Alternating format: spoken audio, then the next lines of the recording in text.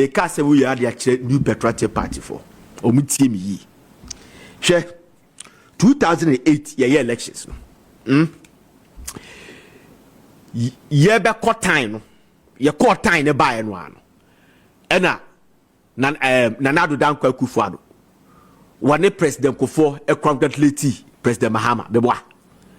2012 Nanado dan Akufo Addo and congratulate President Mahama because of the election petition. Jamaica Racha say. But 2016 President Mahama congratulated Nanado dan Akufo Addo because he won landslide. 2020 President Mahama did not congratulate Nanado dan Akufo Addo because there was election petition. Okay. 2024, Dr. Mahamadu Bawumia congratulated your friend say John Dramani Mahama. There were not any election petition or congratulating. They make a say, okay, good. Now, new patriotic party. Tama na omo babeko election. Presidential candidate election. Omo koko sign peace pact, right? And omo say, bebia election ni beko biano ubia nyuntum meboa and omo sign. Then after the elections, all the party, but I said the parties are make the candidate called Dr. Mahamadu Bawumia and omo congratulate you meboa, including Kennedy Agyapong meboa. Okay. Now, Obian kasi a regular election. Obian kasi bibiaba. Why do they need reconciliation?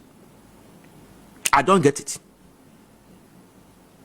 Because Obian ya party ba, they know say election is about so be winning and also be lose.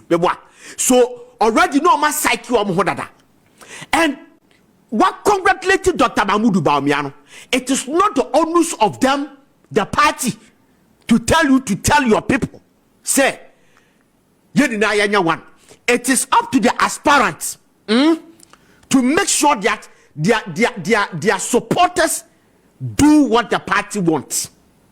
Why do they need the reconciliation? I don't get it. Listen, Obi Obekacha will say, Kennedy Agyapong, it's ready for NPP. It is never true. So what do you say? Kennedy Agyapong will come back to NPP? It is never true. Then they will do. They have to do more. Work hard to bring Kennedy Agyapong. Okay. Even if you bring back Kennedy Agyapong, he has labeled Dr. Mahamadu Bawumia as a liar. How is he going to correct such a liar to Ghanaians? NPP should brace themselves, cite themselves, and build the party beyond Kennedy Agyapong. Because there are two things going on. It doesn't make sense to me.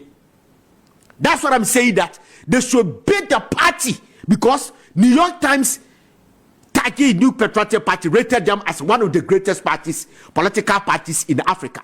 So, as the one of the greatest, you should be able to build a party beyond individual. 2028, Omu said they are going to battle against NDC, Kojo Kyeremanteng, and Kennedy Agyapong. Two things, and America say, it doesn't make sense to me. Listen. This man called Mr. Otibonsu, Dr. Otibonsu, our former debate. Who is Otibonsu? Otibonsu is an NPP man and a financier of Mr. Kennedy Agyapong's campaign. Just my Kennedy. Ya two about your former movement. You find the base against NPP. Omo dasuye meeting. Mr. Kennedy Agyapong, the communicators about Bontabe deny say Mr. Kennedy Agyapong has told them, say, it has nothing to do with the base. It is not enough. The day I interviewed lawyer Kobi Amwa on the digest, I told him that, look, this is not enough. It is not enough because when people started sending a text, a fraudulent text, Mr. Kennedy Agyapong and various WhatsApp platforms. Say or Spanish tribal he issued a statement. Issue a statement which on a letterhead say it is never true. Indeed, it was never true. Just my making. Then Asase Redu, a report to say Kennedy Agyapong was denied entry. Tamani to Council of State Abano Ewo Kumasi. Then he issued a statement to deny it. Say it is never true. A statement with his own, your friend is saying, a letterhead. Now the base, how come the communicators has to go out to tell us that it is never true? And no statement out. No statements. I don't believe this. NPP should break themselves. The man is not happy. Now let me tell you something that will blow your mind. Yeah. Alright, Chairman Sabus. Tama Owura Kennedy Agyapong 2008. Wani Anas and Tokano. Alright, Chairman Sabus said that look, Kennedy Agyapong who watches the watchman. Alright, Chairman Sabus judge Kennedy Agyapong say it has no evidence. It should not destroy Anas. The Kennedy Agyapong replied him. So later Kennedy Diano was too harsh. And the man was a majority leader. They were all in parliament at that time. So Kennedy Agyapong came back to apologize to Orache Mensabos. So during the apology, he said that look, Oko parliamenta, nipa, onu omo nampa, omo bopa, omo number, omo phone number, obetimi aka off head, abra off phone. So 1, abaya fakabu, 2, afeno market, 3, chairman Sabos. Now listen to me. Alright, Chairman supposed to do grantee interview. Yes. It can be for reconciliation. Yes. He has said it somewhere. Nancy, just about 3 days ago, said it somewhere that he has started reconciliation process. Or money or person or Kennedy Agyapong kasa through somebody. Through somebody. Why somebody that only bo obitimi bo number of head? Why do you have to lobby him through somebody? All is not well. Okay. It doesn't make sense to me. As a logician, this does not make sense to me. Okay. So I'm telling you, patriotic part, that's it. If they are going for 2028 elections, they should go beyond it. Okay. They should break themselves. Okay. Because Dr. Mahamadu Bawumia and Kwana did Kennedy Agyapong atam. No that's Google ho. Ye catch no more muntie ye. Enye ya ni sika. Muntie 2.9. And Kwana asabe prediasa. Woman ya sase kwa da ho did Kennedy Agyapong atam. They are obo fio. Drive them out. Oba be ho kakra, drive them out. Okay. All right. So and one about catch on Matthias here. Be over catch so that Kennedy Agyapong is coming back to NPP. I don't believe it. Okay. Because now none of his team be able to more.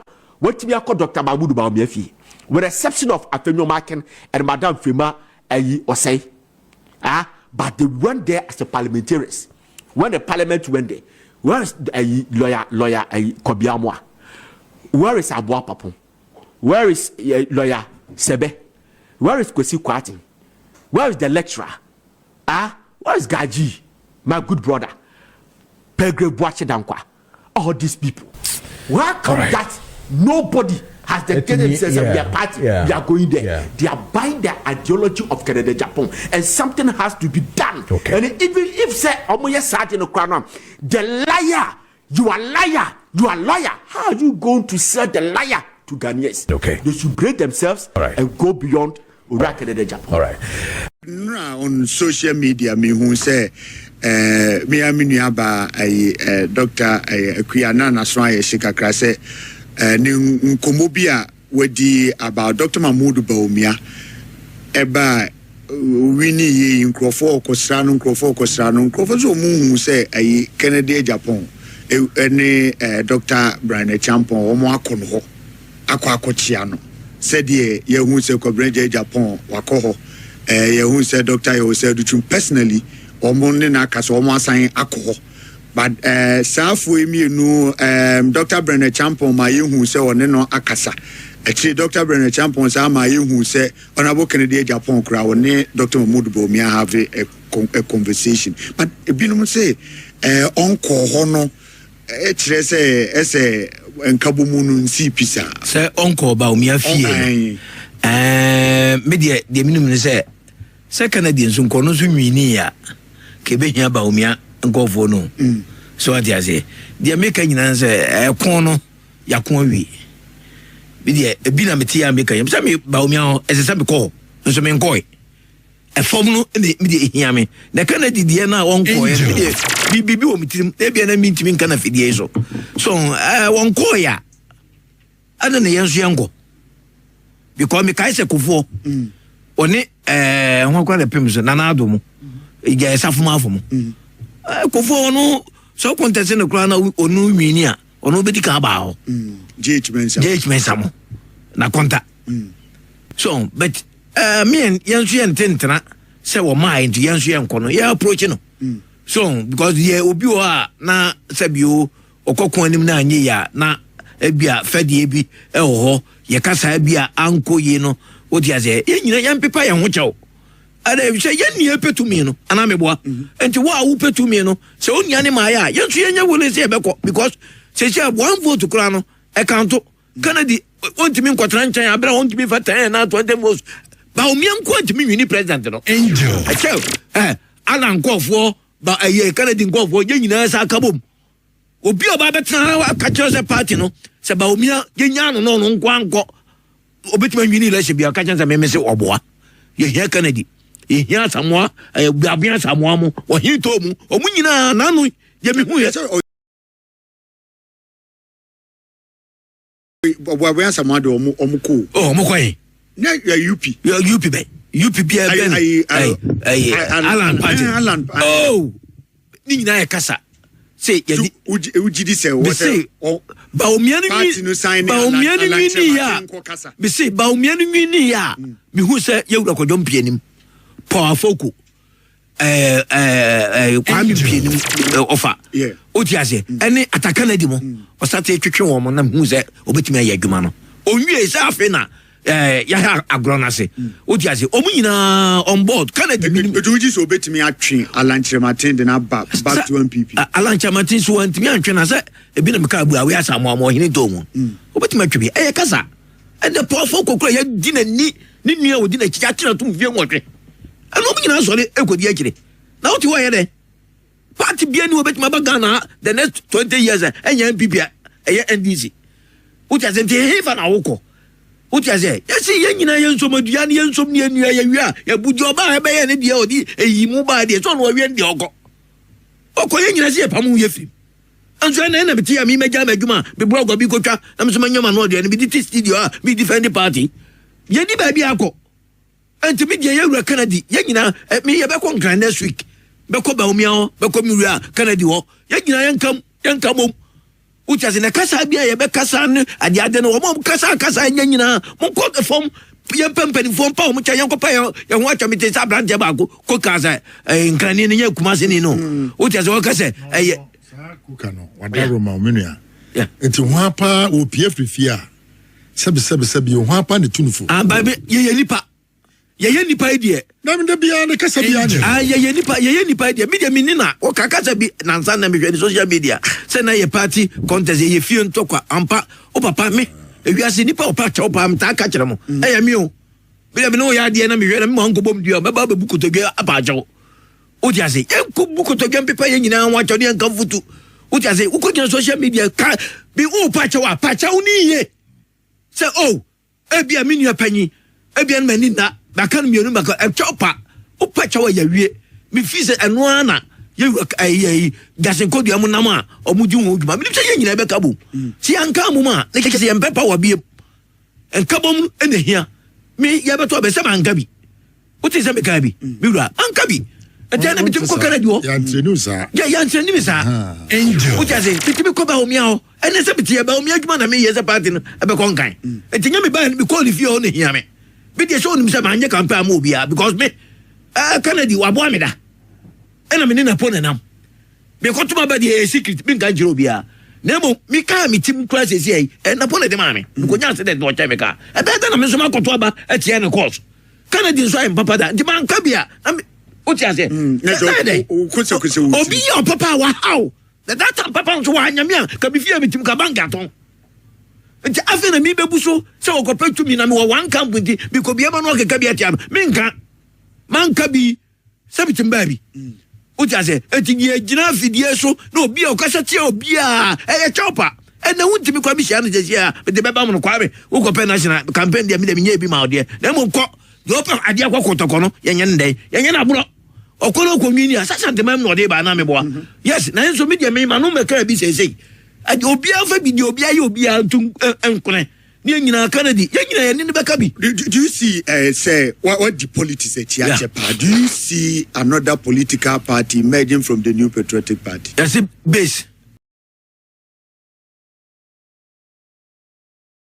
What? Mate.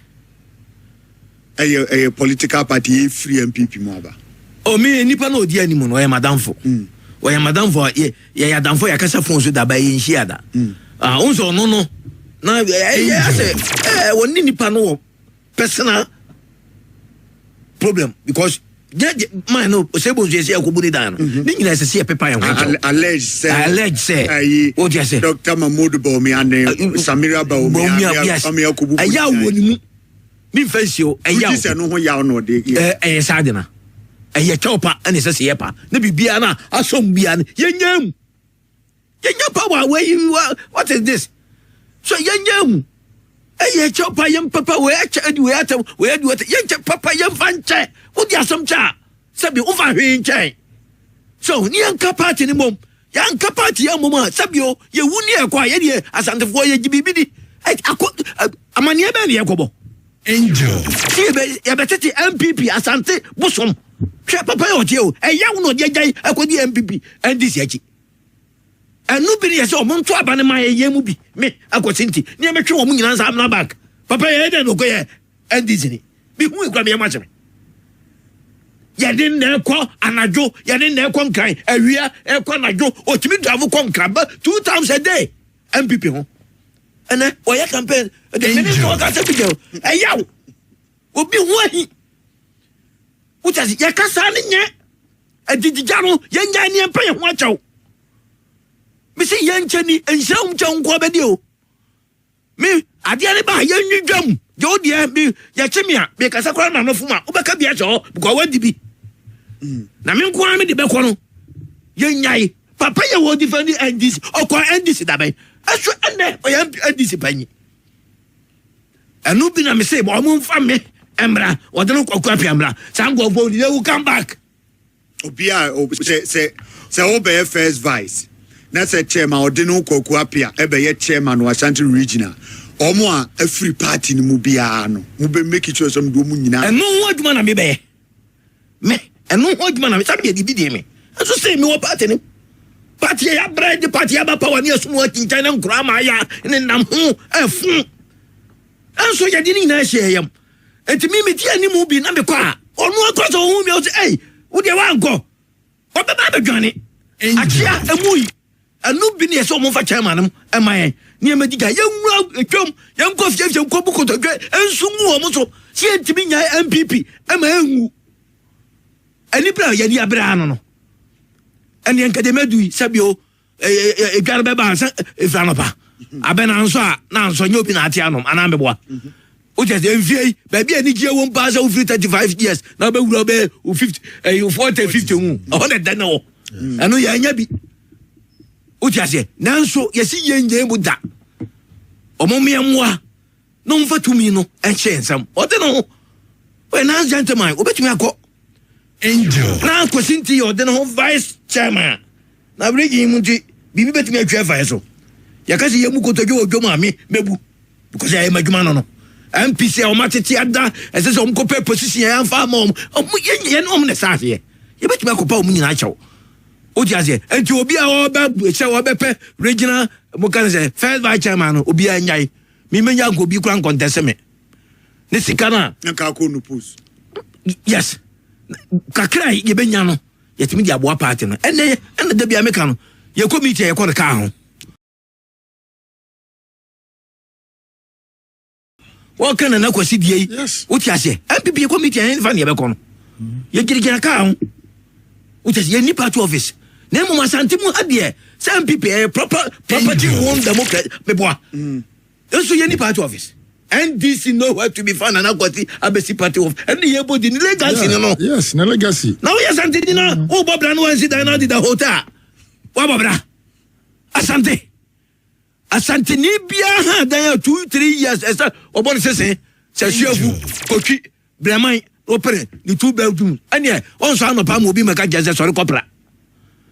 O just but NPP ya wo ya ba power 16 good years ko for 8 years. Now do 8 years without party office. So media no be them so omo fa to minister because any pa uni ba bia wo da untimi nwene. And that wo Kennedy Agyapong and Guasia need to wo timi kase Bawumia na abom me pa tie ne ye. And na me be expose time na woni National Identification Authority boss Professor Ken Ofori Atta issue e bra okofa company free China buy na wo be pe contract ya say $500 million na Ken Ofori say on for contract ne ma no at your office ewo o man FM uyi sika to table so $50,000 me our man bring the CCTV camera in 2018 Fabato 1 in 2018 our office $50,000 say station biya me koto biya no me make sure say me attack Professor Ken Ofori mo yinadi because aduma na open ya aduma kase na onsaka wo betema boaye am ye nti me nyi 50,000 station biya me ma bronya me koso no me attack Professor Ken Ofori na aduma ne ba wo di scan be na me say masika ne wo na be ma omuaye bisa say wo ti say me ba wo ntense for scan ma me ka try say wo take the money ma ne wo wo ti say me ba wo ntense afede for scan ma me na me kwa attack Professor Ken Ofori never wo ma me $50,000 say me kwa attack Professor Ken Ofori manye that is abronya me no nti try say obi antimi ntamadwene and na wo Kennedy Agyapong ani Guasia need to wo timi kase Bawumia na abom me pa tie ne ye. And na me be expose time na woni National Identification Authority boss Professor Ken Ofori Atta issue e bra okofa company free China buy na wo be pe contract ya say $500 million na Ken Ofori say on for contract ne ma no at your office ewo o man FM uyi sika to table so $50,000 me our man bring the CCTV camera in 2018 Fabato 1 in 2018 our office $50,000 say station biya me koto biya no me make sure say me attack Professor Ken Ofori mo yinadi because aduma na open ya aduma kase na onsaka wo betema boaye am ye nti me nyi 50,000 station biya me ma bronya me koso no me attack Professor Ken Ofori na aduma ne ba wo di scan be na me say masika ne wo na be ma omuaye bisa say wo ti say me ba wo ntense for scan ma me ka try say I won't take the money ma ne wo wo ti say me ba wo ntense afede for scan ma me na me kwa attack Professor Ken Ofori never wo ma me $50,000 say me kwa attack Professor Ken Ofori manye that is abronya me no nti try say obi antimi ntamadwene Bwana ono no ewura mo wa ye frɛ no abo osono no kora no o wa adwene kyɛ nipa na mudi na tia mo so na ye MPP no obia nim sɛ abo osono na ankasa no de sono proper no e wo nyansa kyɛ Honorable Kennedy Agyapong and that is a fact eno na mo mpasa mo beti a me de meka kyerɛ mo Kennedy nye MPP onyina ho ma MPP etisi e ka Kennedy atana mo frɛ no anti-party na nsɛm yɛ nkora e wo MPP munti no montie anti-party ba bi MPP na bwana ono no ewura mo wa ye frɛ no abo osono no kora no o wa adwene kyɛ nipa na mudi na tia mo so na ye MPP no obia nim sɛ abo osono na ankasa no de sono proper no e wo nyansa kyɛ Honorable Kennedy Agyapong and that is a fact eno na mo mpasa mo beti a me de meka kyerɛ mo Kennedy nye MPP onyina ho ma MPP etisi e ka Kennedy atana mo frɛ no anti-party na nsɛm yɛ nkora e wo MPP munti no montie anti-party ye UN no akogyana no. What is that? This war crowd one nso bu faso kum grofo no. Why? Baby I see defense war. Nso bu gusu fa war no. Credible people call election lusu. Our last election 90% of the information that was used against us was from him. He was the data, he was the content of the NDC. So DMU, why do you think the NDC wants him? When he comes, they don't need campaign. They will just bring women to come and poke him and he will insult them. They will bring pastors and he will insult them. There is his people. There is a boy called Opon Brenya in Samira, Honorable Samira Bawumia, that he's a Fulani, but that they are this. His station, Oman Net2 24/7, insulting and denigrating people. Kennedy is about tribal. Let me tell you, if anybody tells you Honorable Ken likes anybody who is a northerner or appreciates anybody apart from he himself, he's a liar. He hates Bawumia with everything. Now who shall know Muzama? Obi a uko interview, who better say you know anu nyina for the interview now wo threaten na wako jina ye UN no akoja no. What is that? This war crowd one nso bu fa so kun grofo no. Why? Baby I see defense war nso bu go so far war no. Credible people kwa election lusu. Our last election 90% of the information that was used against us was from him. He was the data. He was the content of the NDC. So, DMU, why do you think the NDC wants him? When he comes, they don't need campaign. They will just bring women to come and poke him, and he will insult them. They will bring pastors, and he will insult them. There is his people. There is a boy called Opon Brenya in Samira, Honorable Samira Bawumia, that he's a Fulani, but that they are this. His station, Oman Net2 24/7, insulting and denigrating people. Kennedy is about tribal. Let me tell you, if anybody tells you Honorable Ken likes anybody who is a northerner or appreciates anybody apart from he himself, he's a liar. He hates Bawumia with everything. Now who shall know Muzama? Obi a uko interview, who better say you know anu nyina for the interview now wo threaten na wako jina. Thanks for watching. Like and share the video. You can also drop your comment. Please don't forget to subscribe. Click on the bell to turn on the notification.